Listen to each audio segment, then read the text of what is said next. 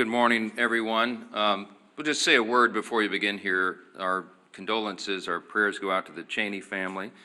Of course, we've had the loss now of former Vice President Dick Cheney. Scripture is very clear. We give honor where honor is due, and someone who gave their life, loved their country, loved serving their country in so many capacities. As you know, Dick Cheney served as Vice President. He served as a Secretary of Defense. He served as a congressman, of course, from Wyoming, and as the youngest chief of staff to any president in the history of the country. And so the honor is certainly due to him, and our prayers go out to the family. This is now day 35 of the Democrat shutdown, and I'll be honest with you, I don't think any of us expected that it would drag on this long. We didn't believe, we couldn't have imagined. It's now tied for the longest shutdown in U.S. history, and we didn't think we'd have to come in here every single day, day after day after day, and repeat the obvious facts to the American people, and to put on display every day what is happening here. Again, it's a split screen. We've talked about the split screen in the country right now. The American people are wise. Ronald Reagan used to remind us you can trust the American people, and we do. And they can see the facts here. They see that President Trump and the Republican Party are delivering real positive results for the American people, delivering on our promises. We passed the Working Families Tax Cut, which is the largest middle-class tax cut in American history. We signed into law as part of that. No tax on tips, no tax on overtime. Big savings for those on Social Security. We strengthened Medicaid with popular, common-sense reforms that strengthens the program. We've improved health care access in rural communities, and we have reduced premiums. There's a lot more work to be done there. It's the Republicans who are delivering those reforms. We restored American energy dominance. We got the border crisis solved. We are reducing and handling the crime crisis in city by city around America. And we have restored peace through strength. That is on one side of the screen. Over the past 34 days of this shutdown, the Republicans have been the only ones working in good faith to end the shutdown and get everyone paid and get the services flowing again. And we have voted that way 14 times. That's on one side of the screen. On the other is the Democrats. And it's such a stark contrast. Because in the last 10 months, the only thing that party has accomplished for the country is to shut down the federal government and cause this pain.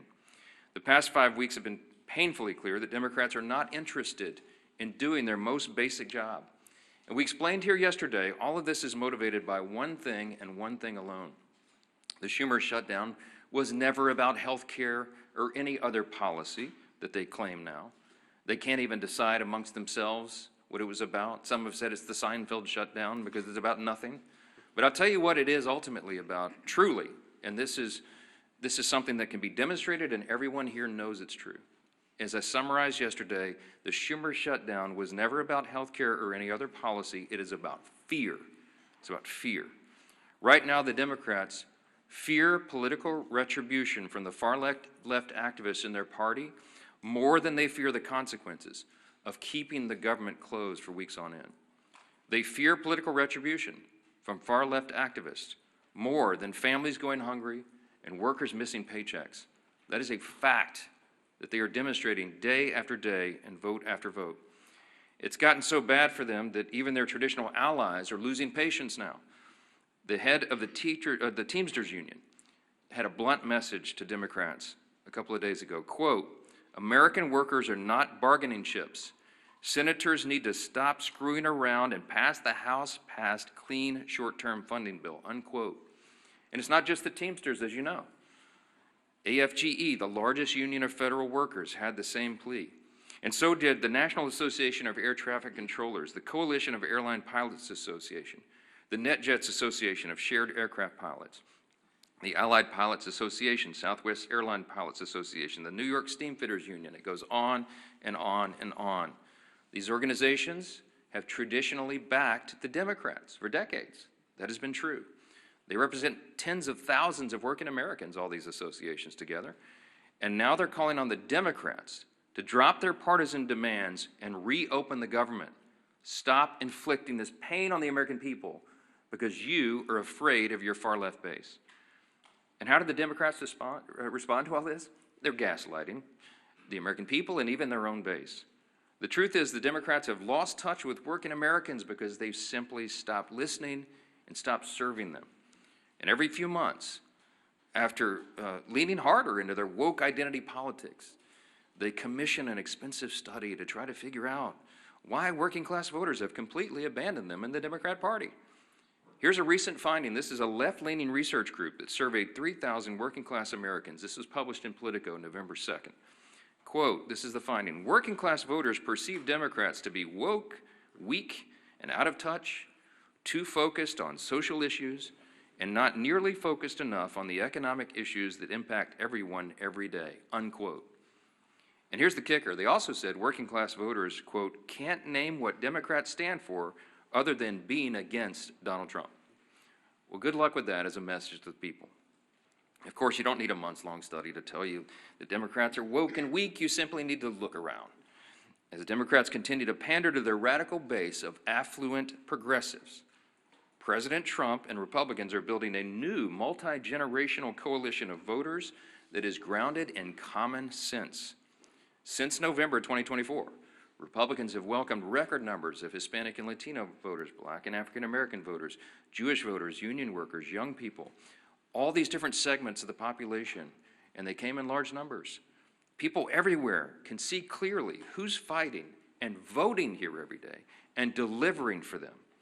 And I'll say this clearly to every hardworking American in any place who's missed a paycheck, anyone who has been made to suffer because the services, the health services you rely upon, or the food and nutrition supplement for your family, anyone who is hurting, you have a home in the Republican Party.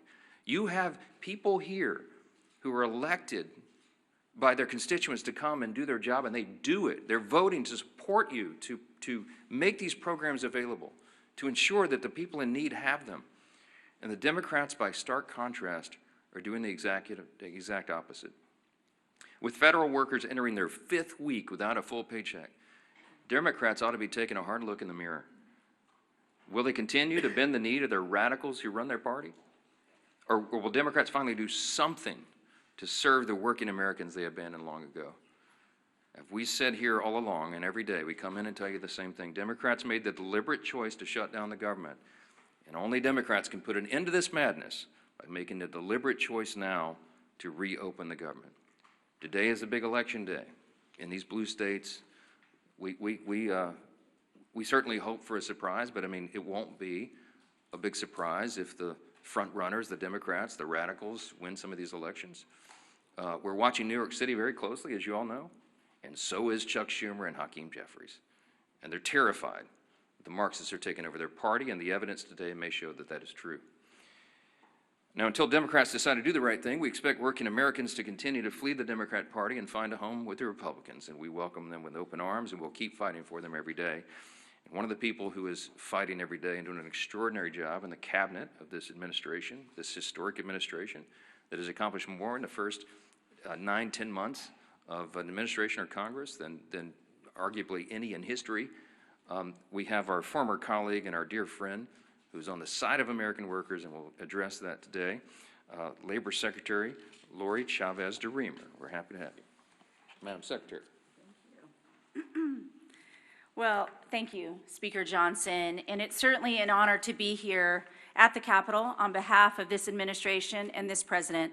Speaker Johnson, I want to say thank you to you and my former colleagues. House Republicans did their job more than 5 weeks ago by voting for this continuing resolution. How do I know this? Because I did the same thing 5 different times when I was a member of the House. It was one of the easiest votes for me to take, because you do not play games on the backs of the American people. It's the fundamental tenet that they elect you to do, and that is to keep the government open. That's exactly what I did. And now Democrats are not choosing to represent their constituents and the American people. What does a shutdown do? 42 million Americans are going without their SNAP benefits. Air traffic controllers are working around the clock to keep Americans safe, without sleep, without paychecks, and they are required to do their job. Small business owners are not getting $4 billion in small business loans to keep their doors open. How can the economy continue to grow? We are losing $15 billion a week in GDP because of this Democratic shutdown. American workers are suffering. Prominent unions are speaking out. Our friend Sean O'Brien, as the speaker said, was at the White House begging Senate Democrats to open up this government. American workers, 1.3 million Teamsters, are represented by Sean O'Brien. He mentioned they cannot be used as political pawns. But you know who's being used as political pawns? The Teamsters, by these Democrats. Because they will go to the Teamsters and they will ask them for something, and now they're not going to answer that call. They are begging them to open up this government to grow this economy. Other unions as well: manufacturing, building trades, industry-specific skilled trades. It's the workforce that I represent as the Labor Secretary. Every single day we show up to make sure that they have the tools that they need. We have sent out over $86 million to our respective states in order to upskill and reskill the American workforce. The future of the American economy is on my shoulders, on this administration's shoulders, and the Democrats have stopped all the momentum that we have put in the last 9 months. Registered apprenticeships, the future workforce. Not only are we hurting the current workforce, it's the future workforce. We are trying to educate our young people. We're trying to register 1 million active apprentices across this country. We had almost 250,000 registered, and now that has come to a screeching halt. We're trying to educate our young Americans on AI. Pilot approaches for workforce challenges in AI, the uncertainty. American workers deserve to know that they are going to have a job in this country, and the Democrats have chosen to play those political games. But many of our efforts have been stopped. 13 times they had an opportunity to say yes, just like I did, just like my colleagues have done. Enough is enough. President Trump has done his job. Not only has he leveled the playing field with tariffs, not only has he welcomed great trade agreements, he has worked most recently with South Korea and Japan to bring hundreds of millions of dollars back to this country for the shipbuilding trades. I have been working around the clock to make sure that we can protect our national security for this country, and now that has also come to a stop. We are hurting American workers. We need to get them back to work. We need to grow this economy. We need to get their paychecks back in their hands so they can provide for their families, put gas in their cars, pay their mortgages, turn on their lights. I'm talking to all of you American workers out there. We're here for you. We're going to continue to fight through this shutdown, and I am begging these Democrats to show up, do their job, and open up this government. 35 days is far too long for the American people. Enough is enough. I'd like to turn it over now to my Chairman Wahlberg, Education and Workforce Committee. And again, on behalf of the President, it is an honor to serve him. It is an honor to serve the American people, an honor to get up every single day and do this job for the American men and women of this country who are building back the United States. Thank you. Well said, Madam Secretary. And I've worn out my voice, Mr. Speaker, over the course of the last 5 weeks all across my district, from Lake Erie to Lake Michigan, from Detroit to Grand Rapids, from South Bend to Toledo, Ohio. Getting the message out that Republicans did what we needed to do to keep this country moving forward. We were willing to negotiate on everything and anything, but do it in a way that doesn't have a punitive impact upon the citizens we are so privileged to serve. And Madam Secretary, we're looking forward to Workforce Pell being initiated and getting more people trained for the workforce for the jobs that we need. And this stutter that's gone on now for 35 days doesn't help us get it up and running well as a result of the One Big Beautiful Bill and what we've done there and many other things for education and the workforce. It's now been over a month since Democrats shut down the government, and the American people are feeling the impacts. Workers and families don't know when they'll receive their next paycheck. Service members and men and women who keep us safe may not be able to feed their families. Air traffic controllers are working double shifts along with TSA that I greeted last night and thanked for working without a paycheck in sight. These are proud Americans who are working hard to keep our communities running, and the Democrats are making sure they won't get paid. The Democrats are making sure they won't get paid. Did I make that clear? We've tried to do that all across the media networks in Michigan, and I think it's working. Similarly, businesses across the country are facing mounting uncertainty. Groups like the Job Creators Network and National Restaurant Association are raising the alarm about millions of workers and businesses at risk of closing because of the shutdown. And according to the American Hotel and Lodging Association, the economy loses $31 million per day from lost hotel revenues. Virtually every sector of our economy is hurting because of this foolhardy Democrat shutdown. And since the start of the shutdown, more than 4,800 small businesses have been unable to access the Small Business Administration loans. I've sat with some of those businesses. I've heard their concerns. I've heard their desires to expand their business, but they can't get the applications filled out, further restricting businesses' ability to grow, potentially forcing others to close permanently. What's more, this shutdown has disrupted the data that drives the economy. Jobs, prices, paychecks, the data that guides it all has stopped flowing, and that is hurting workers, families, and job creators. In my home state of Michigan, we're losing more than $360 million in economic activity every week, week upon week. That means every week workers, job creators, and communities lose out on chances to thrive as families struggle to put food on the table. But Democrats don't seem to mind.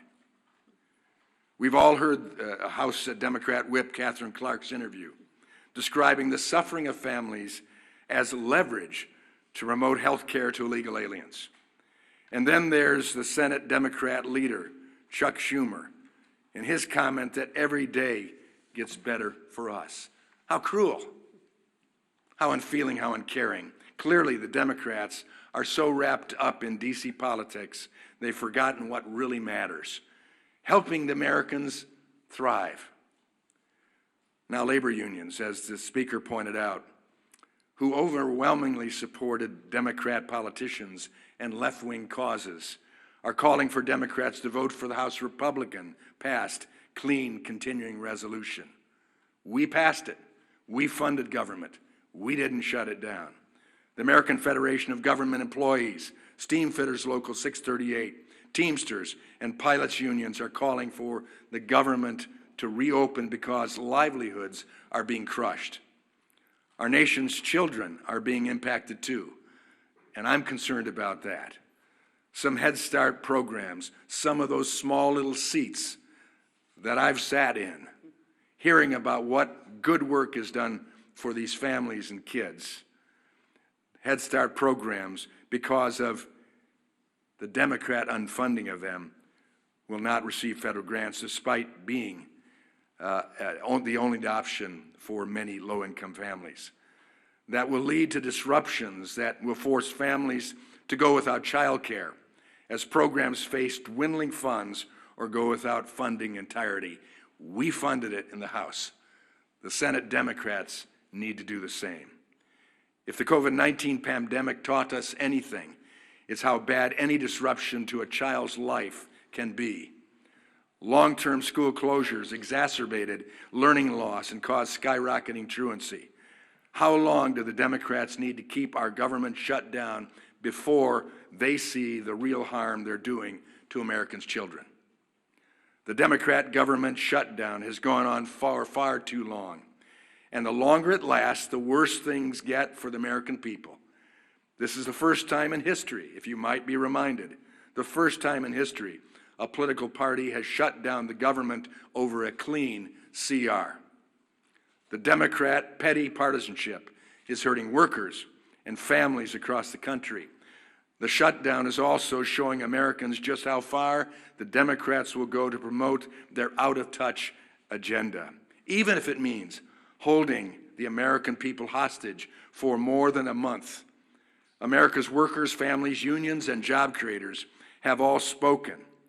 Chuck Schumer, pass the clean CR and reopen the government immediately. I hope the Democrats are listening, at least 5 of them. Republicans have listened and voted to fully fund the government, coming on 15 times as of today.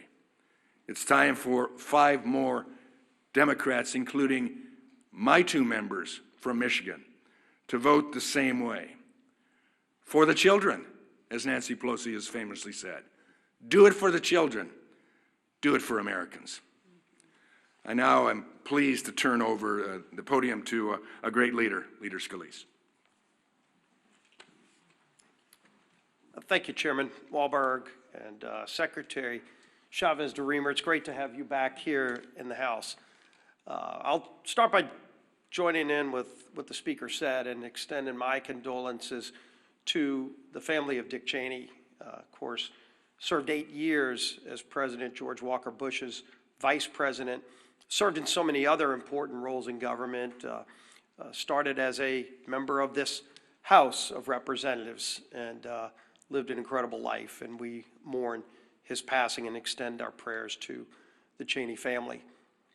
As we look at potentially another vote today in the Senate to try to have a breakthrough to open up the government, let's remember when the Senate votes today, they're not voting on some big, massive omnibus bill, a bill that resolves all of our differences. You know, if you're one of these Democrats, and it only takes 5 to get this government back open, and you're struggling with this decision, do you offend your far left radical base?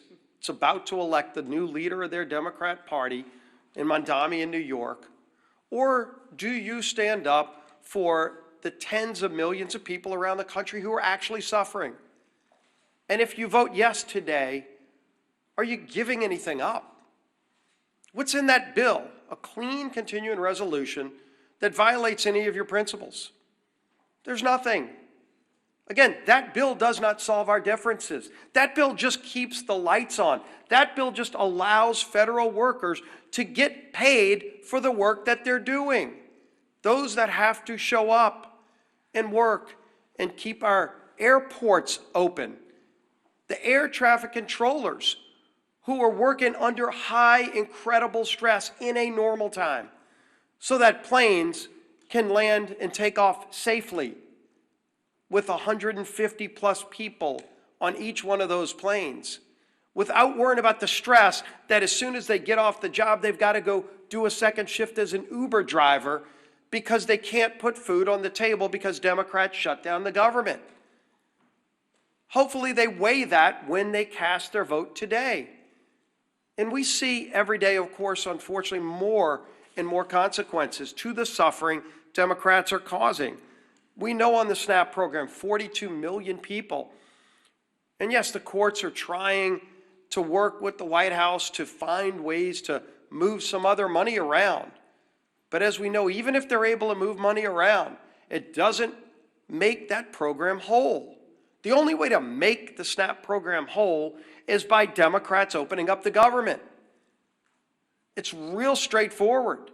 You vote yes or no. You vote yes because you want to put food on the table for 42 million low-income families.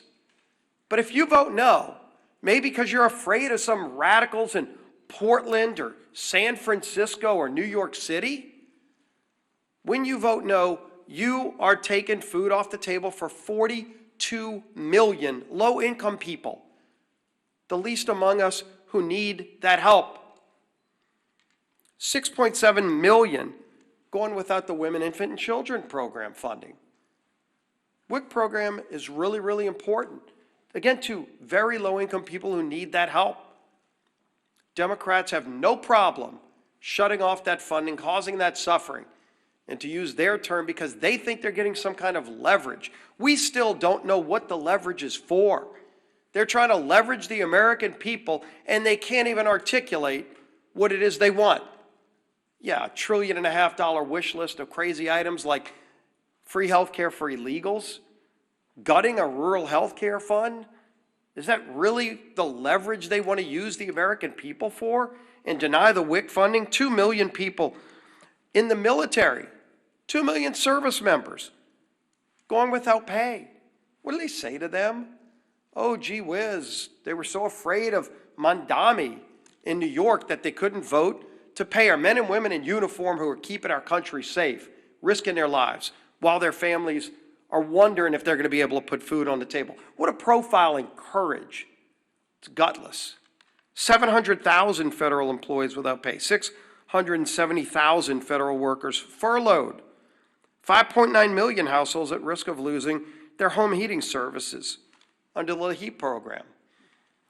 You know, we had Secretary Chavez-DeRemer talk about opportunities for young people. They just want to learn through apprentice programs to get their start in life so that they can go and get a skill, a trade, maybe start their own small business. That's not going to happen while the government's shut down. And if those Democrats vote no again today, ask them to articulate why. What's their answer to those young people? Some 19, 18-year-old kid who just wants to go learn electrical skills, but won't be able to because, why? Because Democrats want to use him as leverage in some game that they can't even explain.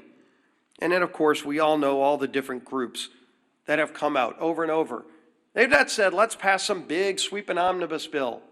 They've just said, pass the clean CR that the House passed over a month ago. The National Air Traffic Controllers Association, American Federation of Government Employees, Teamsters, Coalition of Airline Pilots Association, Airline Pilots Association, NetJets Association of Shared Aircraft Pilots, Southwest Airline Pilots. Additionally, United Airlines, Delta Airlines, American Airlines, Southwest Airlines have all called for the same thing, is for the Democrats in the Senate to pass the clean CR. The message couldn't be clearer. Their mission can't be more direct. You just show up today and do your job and vote yes. Doesn't solve all of our differences. It just gives us a few more weeks to start negotiating our differences on so many things, but while not holding the American people hostage. End this madness, Democrats. Open up the government. Our whip, Tom Emmer.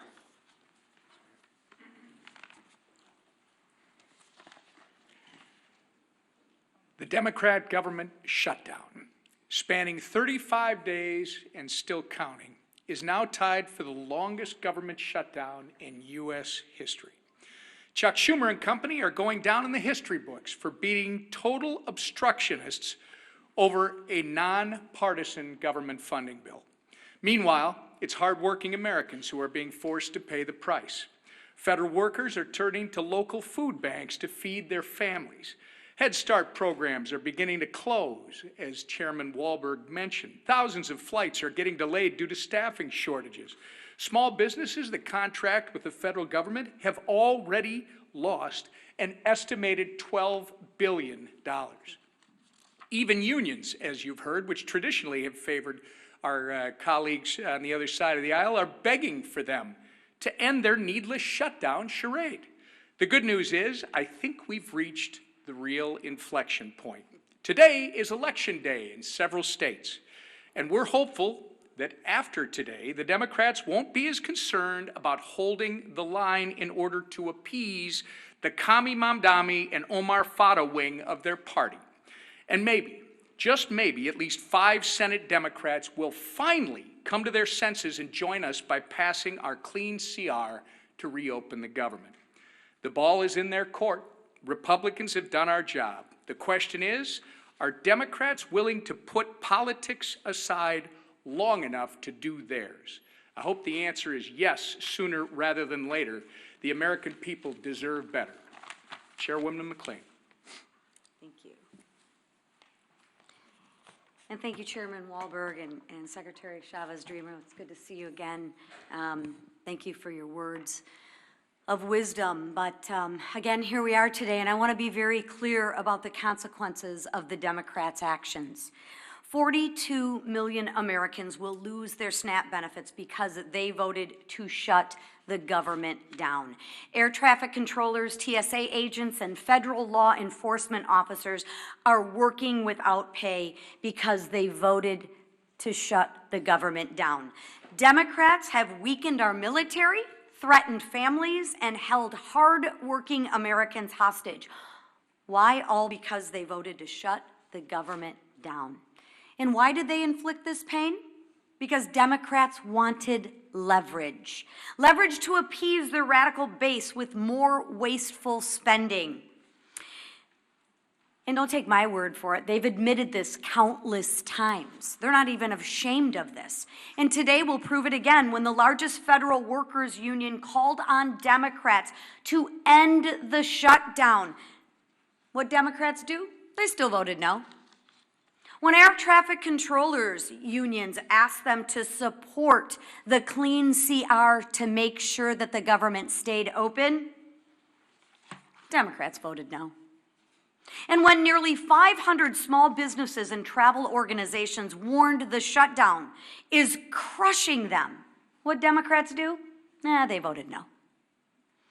But the socialist wing of their party wants government-run health care, taxpayer-funded benefits for more illegals, and another $1.5 trillion in wasteful spending. That's what your Democrats want.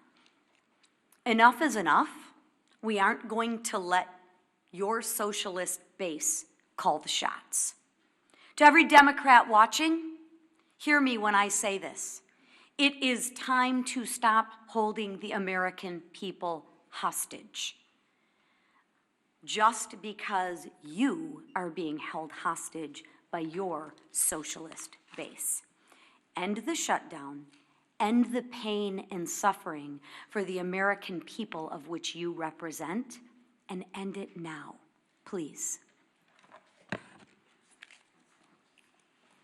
All right, thanks again, Mr. Chairman, Madam Secretary. I know you all are busy. We're glad you're here and grateful to have you. Let's take some questions. Front row, front row.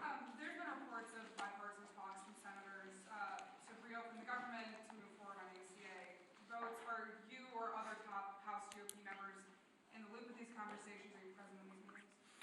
No, not present in the meetings. I know about as much about it as you do. I know there are, we hope, we pray, a handful of moderate and centrist Democrats left among the Democrats in the Senate, where the whole country is counting upon them. I have said here, I do not expect that Chuck Schumer or Hakeem Jeffries will ever vote to reopen the government. I don't think that they're willing to face the wrath of the leftist base. They see what's happening in New York City and in their state of New York, and they're terrified by that. I mean, we've made that very clear, and I think the evidence speaks for itself. So we're going above the heads of the so-called leadership, and we are appealing to the consciences of a handful of people in the Senate who want to do the right thing and just stop the pain for the American people. And we pray that today is that day. Maybe tying for the longest shutdown in history is something that they can claim as some sort of success. But it's sickening. It's sickening to see a political game being played. We're not playing a game here. We never were. Back on September 19th, to remind you all again, we passed a clean, nonpartisan CR that's 24 pages in length, had not a single Republican priority on it. Why? Because we did it in good faith, because we didn't want this eventuality to occur. We knew it would be too painful for the people, and that's why we've always done the right thing, as everyone has said over and over. Now they won't, and we all know why. Yes, sir. No.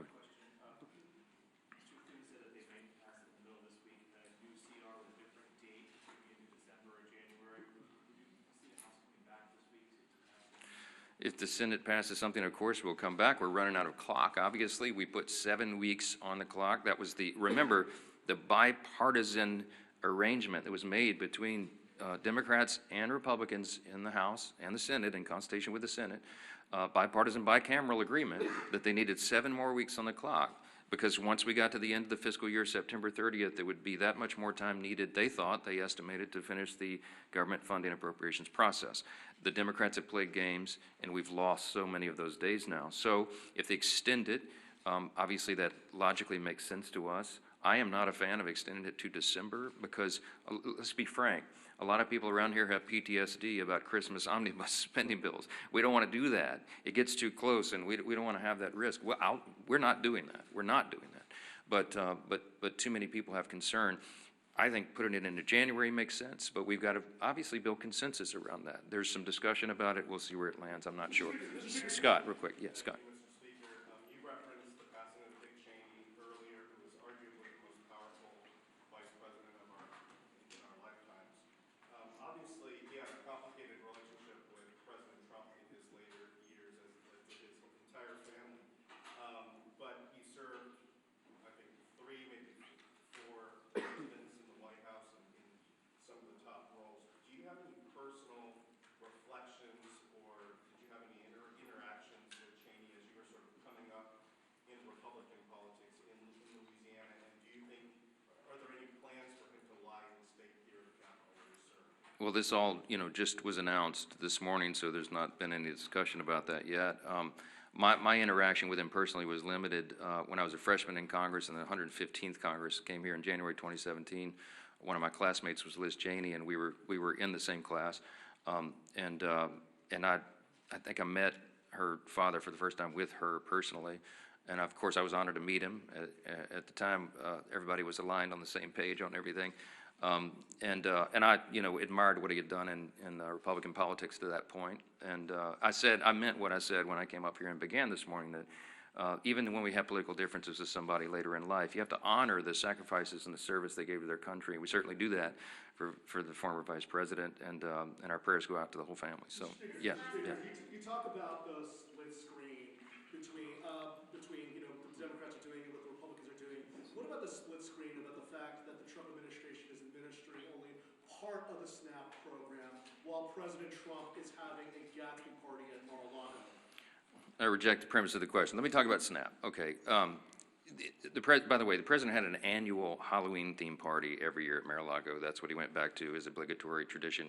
And I just discount what you're trying to do there. The SNAP benefit is a very important question. The White House has bent over backwards, as we've recounted here every morning, to make sure that Americans' pain is mitigated as much as possible, reduced as much as possible. So we got the troops paid. They made creative solutions for that. The WIC funding for women, infants, and children. And SNAP came to a legal crossroads because the legal analysis said that you could not use the contingency fund if the underlying fund was not flowing. I've explained that into detail here multiple times. 2 courts disagreed. So what did the president do? In good faith, showing again that he's willing to bend over backwards to help the American people when Democrats are not, he went to the court and said, fine, show me how to do it, because we don't see the path. And so the courts have ordered that. They filed a brief yesterday, or some response yesterday in the court, that they'll give as much as is there. Remember, the contingency fund only has roughly $5 billion, and it costs roughly $9 billion for a month of SNAP benefits. So I think the arrangement is they're going to give half, at least half, to everyone. But here's the problem: it's very complex, is that it's administered through the states, and you have to recalculate all the allocations and how the checks go out. It's not, you can't just flip a switch and do that. It's a lot of work that goes into it. So I can tell you that the president is dialed in on this. The president is trying to protect and cover the American people, as he always does. The president is trying to get the government open again. And the Republicans have voted 14 times to do it, and the Democrats have voted 14 times not to do it, to keep the government closed. That's the story. And I don't know why there's any confusion about this at all. They're going to do it again today. My prediction is the Democrats are going to vote for the 15th time to shut their government down, and they're going to look down their noses at the people who are struggling, who are suffering, can't put food on the table, who can't pay their bills because they're playing games over here. It is absolutely unforgivable in my view. And I wish more of you would give them a tougher time. Yes, last one. Are you going to be LSU coach? A question for the Secretary, if I may. I'm just curious if you can kind of tell us what we know about how the shutdown has impacted the labor market. Obviously, with Bureau of Labor Statistics folks being furloughed, I'm curious what we do know so far about how this has impacted the job market, and if we will really be able to get a full picture, or if we will it take the shutdown ending for us to be able to get a full picture? Yeah, thank you for the question on the Labor Department, and specifically BLS, the labor statistics, how important those data points are in order for the markets, in order for employers. to understand what the workforce is needed. We are not able to release a lot of those reports because we have those furloughed employees. So once the government is open, we will get right back to work in releasing that. We released one report earlier this month because that was required by law. And the CPI, in order to talk about Social Security checks for 2026, that had to be calculated. So we brought some workers back for that, but we will not be able to release the other data points. As far as the Department of Labor goes, as was mentioned, when we're talking about the SNAP program, one of the other programs that we're definitely concerned about, and we've sent letters out to all 50 states, is unemployment insurance. As delivered by those states, that will be the next thing that we have to be concerned about. If people stop receiving their unemployment insurance, will be another detrimental fact to the American workforce. So that is what we're focused on now. We need this government open. We need to get back to work for the American people. The American workers deserve to know where their next paycheck is coming from, and the American economy deserves the American workers there. So yes, this is impacting the labor force. I would imagine we're gonna see more and more things every single day that this government is shut down. It is gonna affect the American economy. And so we're working hard at the Labor Department to make sure that we can keep everything running that we can. But right now at this point, we're working off the back heels of us, and we have to do everything we can. So it's important to get as many statistics out as we can, but we haven't been able to do so. So we're working hard for the American people. We need this government open to do so and to continue. Thank you. Real quick, do you support ICE raids in districts like Speaker Johnson's district, the Republicans up here on stage, in the agriculture and hospitality sectors? Well, one of the things we focus on is all of the programs in order to support the American people. Certainly, the president has been clear. We secured that border. We're going to continue to work on behalf of this administration to focus on the American people, American first policies, and the American workforce. Thank you. What about LSU's Thank you.